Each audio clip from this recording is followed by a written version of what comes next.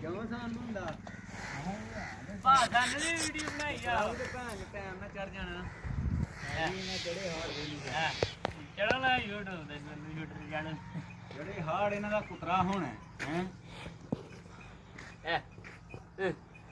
ਇਹਨਾਂ ਦਾ ਕੁਤਰਾ ਹੁਣ ਅੱਗੋਂ 12 ਮਹੀਨੇ ਅੱਗੋਂ ਮੁੱਕਣਾ ਹੀ ਨਹੀਂ ਪੂਰੀਆਂ ਗਰਮੀਆਂ ਕਿ ਨਹੀਂ ਹਾਂ ਇਹ ਵੀ ਰੋਂਦੇ ਨੇ ਕਮਾਲ ਨੇ ਇਹੋ ਹੀ ਤੇ ਫਾਇਦਾ ਦਿੱਤਾ ਤੁਹਾਨੂੰ